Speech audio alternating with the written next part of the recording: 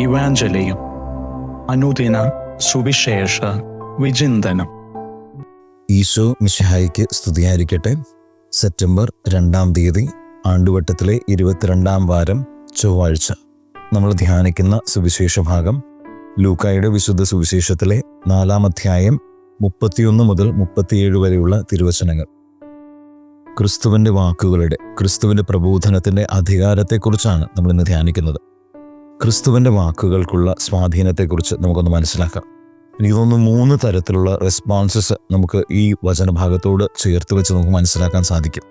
ക്രിസ്തുവിൻ്റെ വാക്കുകൾക്കും പ്രബോധനങ്ങൾക്കും 3 തരത്തിലെ ആൾക്കാർ എങ്ങനെയാണ് പ്രത്യുത്തരിച്ചത്, എങ്ങനെയാണ് റെസ്പോണ്ട് ചെയ്തതെന്ന് നമുക്ക് മനസ്സിലാക്കാം. ഇന്നലത്തെ സുവിശേഷ ഭാഗത്തിൽ കർത്താവ് നസറത്തിൽ തൻ്റെ നാട്ടിൽ തൻ്റെ നിയോഗം, തൻ്റെ മനുഷ്യ അവതാരത്തിൻ്റെ ഉദ്ദേശം ദരിദ്രർക്ക് സുവിശേഷം അറിയിക്കാൻ, ബന്ധിതർക്ക് മോചനം നൽകാനെന്നൊക്കെ പറഞ്ഞുകൊണ്ട് കർത്താവ് അറിയിച്ചപ്പോൾ നസറത്തുകാരുടെ പ്രത്യുത്തരം എങ്ങനെയായിരുന്നു? അവരെനിക്ക് തോന്നുന്നു പരിഹാസത്തോടു കൂടിയാണ്. ഇത് നമ്മളുടെ ഇടയിലുള്ള ജോസഫിൻ്റെ മകനല്ലേ, ഇവൻ്റെ സഹോദരന്മാരൊക്കെ നമ്മളുടെ കൂടെയില്ലേ എന്ന് പറയുന്ന ആ ഒരു പരിഹാസത്തിൻ്റെ ഒരു മനോഭാവം, എവിടെയോ ഒപ്പമുള്ള ഒരാൾക്ക് വില കൊടുക്കാത്തതിൻ്റെ അതേ മനോഭാവം. രണ്ടാമത്തേത്, ഇന്നത്തെ സുവിശേഷത്തിൽ നമ്മൾ കാണുന്നത് കഫർനാമിലെ ജനങ്ങളുടെ ഒരു പ്രത്യുത്തരമാണ്.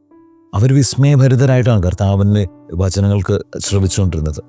കാരണം അവർ പരസ്പരം ഇങ്ങനെ ചോദിക്കുകയായിരുന്നു, ഇത്രത്തോളം അധികാരത്തോട് ഇന്ന് വരെ ആരും ഞങ്ങളോട് സംസാരിച്ചിട്ടില്ല.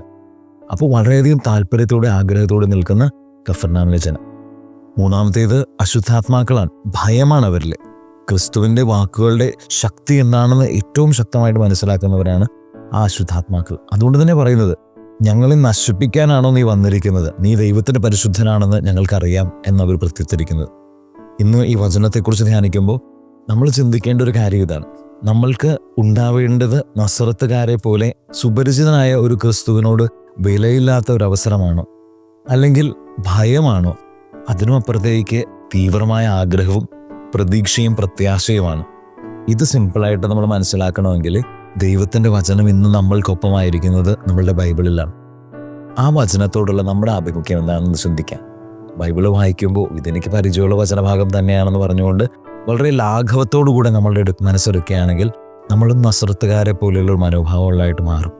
നമ്മളോട് കർത്താവ് ആഗ്രഹിക്കുന്നത് താല്പര്യത്തോട്, ആഗ്രഹത്തോടു കൂടെ വചനത്തെ അഭിമുഖീകരിക്കാനാണ്. നമ്മൾ ശ്രദ്ധിച്ചാൽ മനസ്സിലാവും, നസറത്തിലാണ് ഏറ്റവും കുറവ് അത്ഭുതങ്ങൾ കർത്താവ് ചെയ്തേക്കുന്നത്, കഫർനാമിലാണ് ഏറ്റവും കൂടുതൽ അത്ഭുതങ്ങൾ കർത്താവ് ചെയ്തേക്കുന്നത്. അതുകൊണ്ട് തന്നെ വചനം നമ്മുടെ ജീവിതത്തിൽ ശക്തിയുടെ ഒരു സ്രോതസ്സായിട്ട് മാറട്ടെ. എല്ലാ ദിവസവും രാവിലെ എഴുന്നേൽക്കുമ്പോൾ വചനം വായിച്ചുകൊണ്ട് ഇന്ന് കർത്താവ് എന്നെ ഏത് വഴിയിലേക്കാണ് നടത്താൻ പോകുന്നത് എന്ന് തിരിച്ചറിയാൻ വേണ്ടി ശ്രമിക്കാം. വചനം തരുന്ന ആ ശക്തി കൊണ്ട്, ആ ബോധ്യം കൊണ്ട് തീരുമാനങ്ങൾ എടുക്കാൻ വേണ്ടി ശ്രമിക്കാം. വചനം നമ്മളുടെ മുൻപിൽ വഴികാട്ടിയായിട്ട്, ഒരു വഴിയിലെ പ്രകാശമായിട്ട് നമുക്ക് മാറട്ടെ. ഇന്നത്തെ ദിവ്യബലിയിൽ നമ്മൾ പ്രാർത്ഥിക്കുമ്പോൾ ഏറ്റവും പ്രത്യേകമായിട്ട്, കർത്താവെ, ഞങ്ങൾക്ക് വചനത്തോടൊരു താല്പര്യം, ഒരു തീക്ഷ്ണത, ഒരു ആഗ്രഹം, ഒരു വലിയൊരു കൗതുകം വചനം വായിക്കുമ്പോൾ ഞങ്ങൾക്ക് നൽകണമേ എന്ന് പ്രാർത്ഥിച്ചുകൊണ്ട് നമുക്ക് ഇന്നത്തെ ദിവസമായിരിക്കാം. ദൈവം നമ്മളെല്ലാവരെയും സമൃദ്ധമായിട്ട് അനുഗ്രഹിക്കട്ടെ.